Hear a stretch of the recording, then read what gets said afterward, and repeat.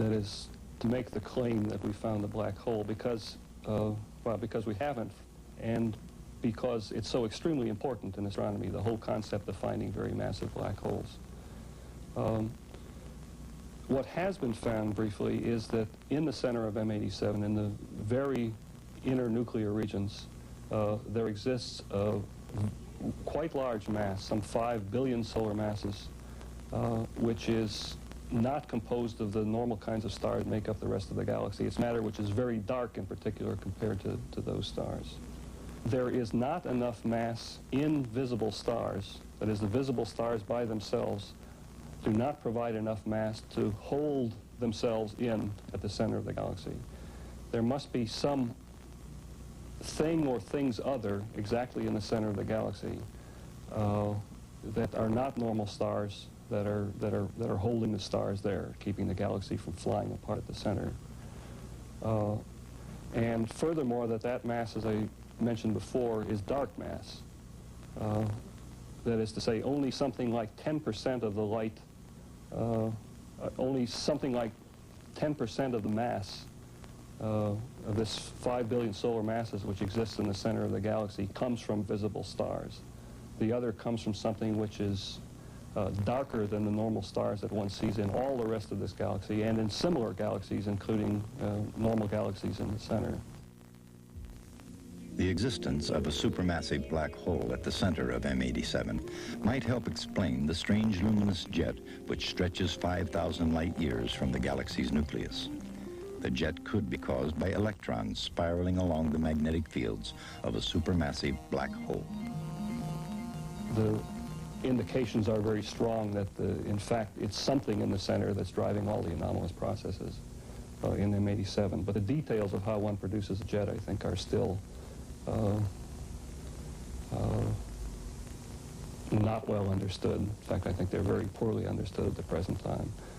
The attractiveness of a black hole, from a more general point of view, is that it provides an extremely efficient mechanism for producing large quantities of energy in very small volumes. And that has wide applicability in various aspects of extragalactic astronomy. The most obvious case is that of quasars, which have exactly that property. Roger Blandford, who is a faculty member here at Caltech, has given recently what is now widely regarded as the best explanation for the power sources of quasars and of outpourings of energy in the form of radio waves from nuclei of galaxies. The idea is this, that you have a supermassive black hole weighing, say, 1 billion times what the sun weighs in the center of a galaxy.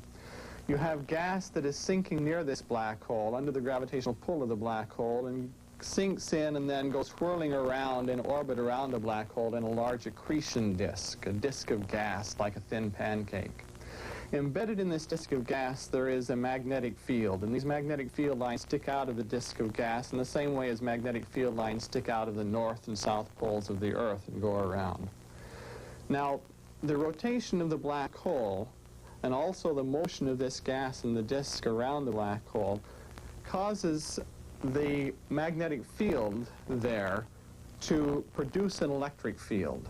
And it's a combination of the orbital motion of the gas in the disk and the rotation of the black hole that does this. The electric field then accelerates charged particles, pulls them, accelerates them to high velocities along the magnetic field lines, and they go shooting out of the north and the south poles above and below the disk, out to large distances where they hit other magnetic fields and go gyrating around and produce strong radio waves.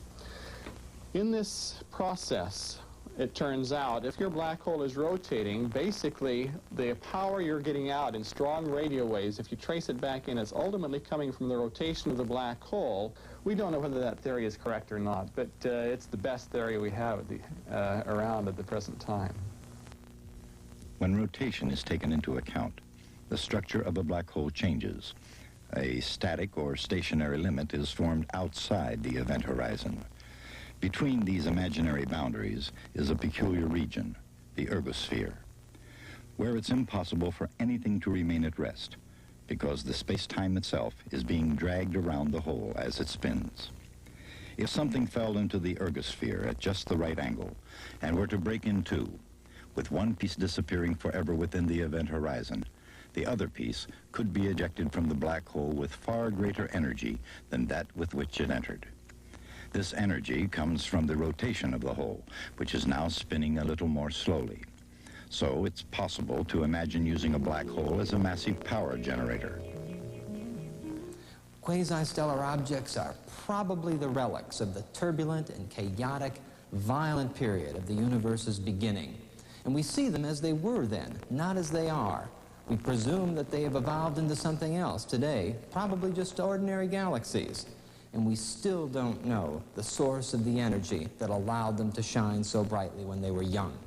We might speculate that it was supernovae explosions of tremendously massive stars and galaxies' cores.